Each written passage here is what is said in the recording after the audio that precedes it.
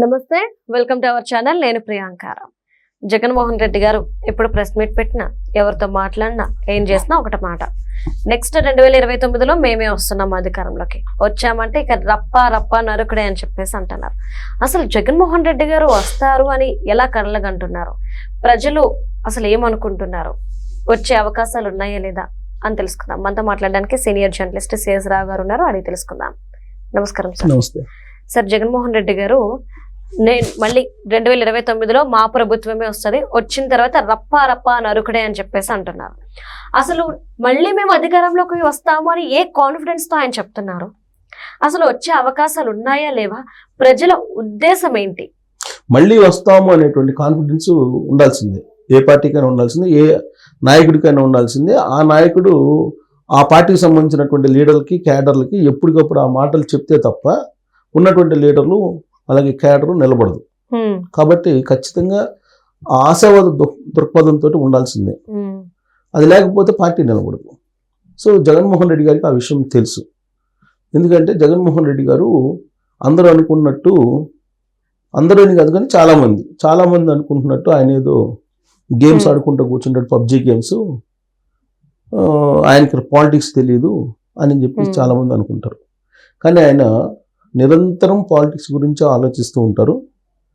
రాష్ట్రంలో ఉండేటువంటి ప్రభుత్వాన్ని ఎలా ఇరుకుని పెట్టాలి, రాష్ట్రంలో ఉండేటువంటి ప్రజల్లో భావోద్వేగాలు తీసుకొచ్చి దాని ద్వారా ఓట్లు ఎలా రాబట్టుకోవాలి, దీని గురించి ఎప్పుడు ఆలోచిస్తుంటారు అనేది ఆయన గురించి బాగా తెలిసినటువంటి వాళ్ళు మాట్లాడుకుంటున్నటువంటి మాటలు.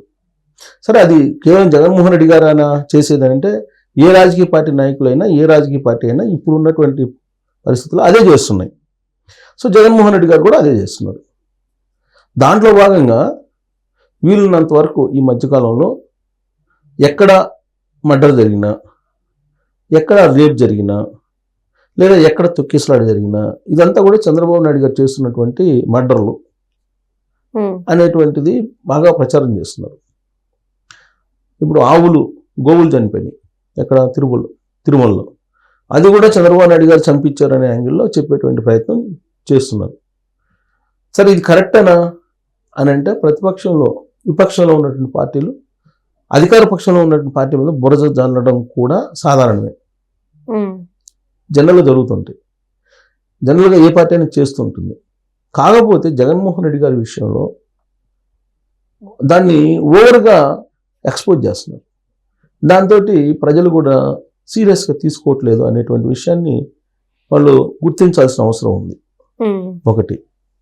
రెండు, జగన్మోహన్ రెడ్డి గారు ఎక్కడికి వెళ్ళినా కానీ బల ప్రదర్శనగా వెళ్ళడం, సమస్యల పరిష్కారం కోసం వెళ్ళేటువంటి జగన్మోహన్ రెడ్డి గారు బల ప్రదర్శనగా వెళ్ళడం కూడా అంతగా ప్రజలు స్వీకరించట్లేదు అనేది ఇంకొకటి వినిపిస్తుంది. మూడొచ్చేసి జగన్మోహన్ రెడ్డి గారు ఇప్పటికి కూడా ఏమనుకుంటున్నారంటే, నేను మళ్ళీ గెలవాలి అసలు 2024లో, కానీ గెలవలేదు, ఇదంతా కేవలం ఈవీఎంలకు సంబంధించినటువంటి మ్యాజిక్, చేసినటువంటి మంచి బతికే ఉంది, మీరు ప్రజల్లోకి వెళ్ళండి అని చెప్పి ఎప్పటికప్పటికి లీడర్లకు చెప్తున్నారు. కానీ లీడర్లకు తెలుసు క్షేత్రస్థాయిలో పరిస్థితి ఏంటి అనేది. అందుకే వాళ్ళు ఆచితూచి అడుగులు వేస్తున్నారు, ఎలట్లా. అందుకే జగన్మోహన్ రెడ్డి గారు మీరు గమనిస్తే మొన్న జనవరిలో నేను నియోజకవర్గాల పర్యటనకి వెళ్తానన్నారు, వెళ్ళలా. పాదయాత్ర అని అన్నారు, ఎక్కడ పాదయాత్ర కాదు, బస్సు యాత్ర కాదు, ఏదీ లేదు. కారణం ఏంటంటే ప్రజల్లో నుంచి స్పందన అనేది పెద్దగా రావటం లేదనేది వాళ్ళకి తెలుసు. సర్వేలు బయటికి చెప్పకపోయినా సర్వేలు చెప్తూ ఉంటాయి, వాళ్ళు ఇంటర్నల్గా చేసుకున్న సర్వేలు అర్థం అవుతూ ఉంటాయి. అయితే 2029 నాటికి ఎలాగైనా సరే మళ్ళీ అధికారంలో రావాలి అనేటువంటి ఒక వ్యూహాన్ని మాత్రం ఎప్పటికప్పుడు పన్నుతూనే ఉన్నారు. అది ఏ రాజకీయ పార్టీ అయినా పన్నుతుంది, అదేం తప్పేం కాదు. అందుకే ఇప్పుడు ఐప్యాక్ తోటి మళ్ళీ టైఅప్ అయ్యారని చెప్పి ఒకటి వినిపిస్తుంది. సరే, ఐప్యాక్ ఏం చేస్తుంది అని అంటే, మనకు 2019 ఎన్నికలకు ముందు ఏం చేస్తుంది అనేది మనకు అందరికీ తెలుసు. బావ మర్డరు, కోడికత్తి, ఇలాంటివన్నీ చూపించింది ఐప్యాక్. 2024 ఎన్నికల్లో ఏం చూపించింది? గులకరాయిని చూపించింది. ఇక అదే స్ట్రాటజీని మళ్ళీ ప్లే చేస్తే ప్రజలు నమ్ముతారా? నమ్మరు కదా. నంబర్ అనేది 2024 తెలిసిపోయింది. సరే, అసలు ఇంత స్ట్రెంత్ ఎంత ఉంది అసలు వైఎస్ఆర్ కాంగ్రెస్ పార్టీకి, ఎంత లాభపడే అవకాశం ఉంది భవిష్యత్తులో ఇన్ని చేసి కూడా అనేది మనం సైంటిఫిక్గా లెక్కేసుకుంటే 2014 ఎన్నికల్లో వైఎస్ఆర్ కాంగ్రెస్ పార్టీకి వచ్చినటువంటి ఓట్ బ్యాంక్ పర్సంటేజ్ అంతా సుమారుగా 44%. ఓకే, 2019లో వచ్చిన ఓట్ బ్యాంక్ ఎంత? దాదాపు 47-48 ఉంది సుమారుగా. డ్రాస్టిక్గా అది ఎంతకు పడిపోయింది? 2024లో 39కి పడిపోయింది. అంటే దాదాపుగా 10% ఓట్ బ్యాంక్ పడిపోయింది. 10% పడిపోయినటువంటి ఓట్ బ్యాంకు నీకు ఎక్కడ మళ్ళీ 10% పెరుగుతుంది? పెరిగే అవకాశం ఉందా? ఇప్పుడున్నటువంటి కూటమి దానికి 55% వచ్చింది. ఒకవేళ యాంటీ ఇన్కంబెన్సీ ఉన్న ఒక 5% తీసుకున్న 50% ఓట్ బ్యాంక్ ఉంటుంది కదా ఉన్నటువంటి ప్రభుత్వానికి. ఒకవేళ ఇంకొక 5% పెరిగిన 44 మ్యాక్సిమం 2014లో వచ్చిన ఓట్ బ్యాంక్ కన్నా రాదు కదా. 2014లో 2019లో జగన్మోహన్ రెడ్డి గారు పరిపాలన, జగన్మోహన్ రెడ్డి గారికి అవకాశం ఇస్తే ఎలా ఉంటుందో ప్రజలకు తెలియదు. ఆయన నాకు ఒక ఛాన్స్ ఇవ్వండి చూడండి అని చెప్తే ఇచ్చారు. ఇచ్చిన తర్వాత ఆయన పరిపాలన ఎలా ఉందో చూశారు ప్రజలు. అప్పటి వరకు ఆయన మాట తప్పని, మడమ తిప్పని, విశ్వసనీయతతో కూడిన రాజకీయాలు చేస్తాడు అని చెప్పేసి అనుకున్నారు. ఎందుకంటే ఇవే పడికట్టు పదాలు 2014 నుంచి వినిపిస్తూ వచ్చారు. కానీ ఆ చెప్పినటువంటి దానికి భిన్నంగా ఆయన పరిపాలన చేశారు. ప్లస్ ఆయన ఏదైతే మాట తప్పని, మడమ తిప్పని, విశ్వసనీయత అన్నారో వాటికి అర్థమే లేకుండా చేశారు. ఎలా చేశారని అంటే మద్యపాన నిషేధం చేస్తానన్నారు, చేయలా. ప్రత్యేక హోదా తీసుకొస్తానన్నారు, తీసుకురాలా. సిపిఎస్ రద్దు చేస్తానన్నారు, చేయలా.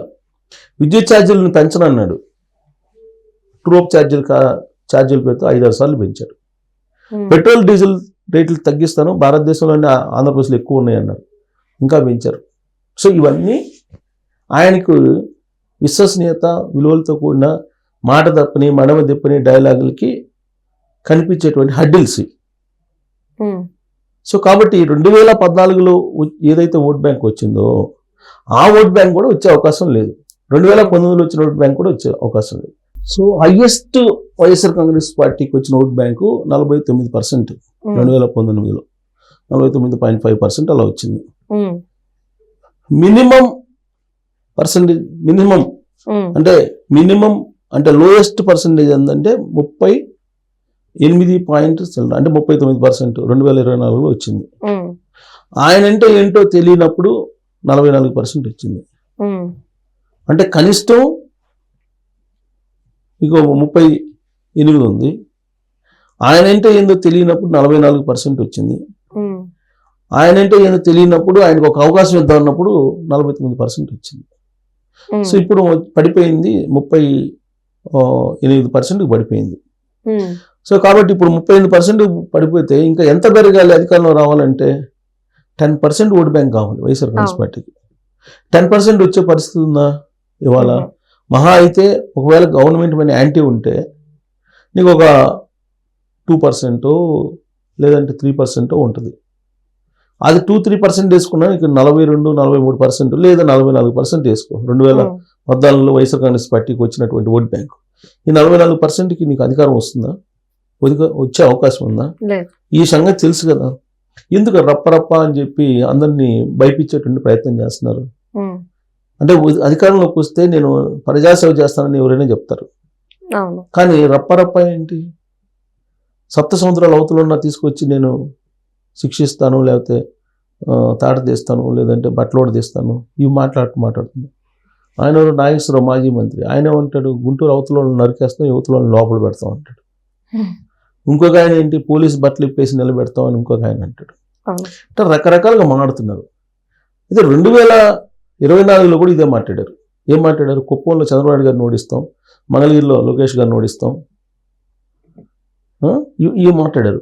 వై నాట్ 175 మాట్లాడారు. సీన్ కట్ చేస్తే ఏమైంది? 11 స్థానాలకు పరిమితం అయ్యారు. సో కాబట్టి మళ్ళీ అధికారంలోకి రావాలి అని అంటే టోటల్ ఆ పార్టీ యొక్క భావజాలం, ఆ పార్టీ యొక్క మొత్తం యాటిట్యూడ్ కానీ ఆ పార్టీకి సంబంధించినటువంటి క్యాడర్ మూమెంట్స్ కానీ ప్రధానంగా జగన్మోహన్ రెడ్డి గారి తీరు కానీ మారాలి అనేది ఆ పార్టీలో ఉండేటువంటి వాళ్ళే మాట్లాడుకుంటారు. Okay, right. అలా కాకుండా ఇదే పద్ధతిలో మేము వెళ్తాం అని అంటే మీకు 42-43% కన్నా ఎక్కువ రాదు. ఆ పర్సెంటేజ్ చేస్తే అధికారం రాదు. Okay, right. మారాల్సింది ఎవరు? జగన్మోహన్ రెడ్డి గారు మారాలి అని చెప్పి ఎవరు చెప్తున్నారు? సాయిరెడ్డి గారే చెప్తున్నారు. సాయిరెడ్డి గారు చెప్తున్నారు చుట్టూ కోటరీని ఏర్పాటు చేసుకుని పార్టీని దారుణంగా చేశారని. మాట తప్పని మడివని తిప్పని విశ్వసనీయత అనే దానికి కాలం చెల్లింది, అయిపోయింది. ఓకే. సో కాబట్టి ఇంక ఎక్కడి నుంచి ఓట్ బ్యాంక్ వస్తుంది? మళ్ళీ వస్తాం రప్పరప్ప అని అంటే ఎక్కడ రప్పరప్ప ఎందుకు ఉంటుంది? రప్పరప్ప. సో ఇప్పటికైనా సరే జగన్మోహన్ రెడ్డి గారు టోటల్గా మారిన మనిషిగా కనిపిస్తే తప్ప మేము మంచి చేసాము అది బతికే ఉంది, లేదంటే మేము మళ్ళీ అధికారంలోకి వస్తాము రప్పరప్ప అని అంటే ప్రజలు, ఆంధ్రప్రదేశ్ ప్రజలు అంత ఈజీగా ఒక ఛాన్స్ అని చెప్పి 2019 ఇచ్చినట్టు మరొక ఛాన్స్ ఇవ్వడానికి సిద్ధంగా ఉండరు ఓటర్స్ ఎప్పుడు కూడా. Okay, right. కాకపోతే కన్విన్స్ చేసుకో. చంద్రబాబు నాయుడు గారు లాంటి లీడరే నేను కొన్ని తప్పులు చేశాను, ఈసారి ఆ తప్పులు దిద్దుకుంటానని చెప్పి చెప్పారు. 2024లో చెప్పారు, 2014లో చెప్పారు. కానీ జగన్మోహన్ రెడ్డి గారి నుంచి ఆ మాట రావట్లా. ఆ మాట రాకపోగా నిన్న కాక మొన్న మిథున్ రెడ్డి గారి చేత ఈవీఎంల కారణంగా గెలిచింది అని చెప్పి ఇప్పుడున్నట్టు కూటమి ప్రభుత్వం అని చెప్పి మాట్లాడిచ్చారు. సో అంటే ప్రజా తీర్పుని వాళ్ళు అవమానపరుస్తున్నట్టు అనే యాంగిల్లో చర్చ జరుగుతుంది ఇప్పుడు. Okay, right. సో కాబట్టి రాబోయే రోజుల్లో వీళ్ళు చెప్పేదానికి అక్కడ సైంటిఫిక్గా వాళ్ళ పార్టీకి ఉన్న స్ట్రెంత్కి పొంతలు లేదనేది ప్రజలకు కూడా అర్థమవుతుంది. Okay, right. Thank you so much. Thank you.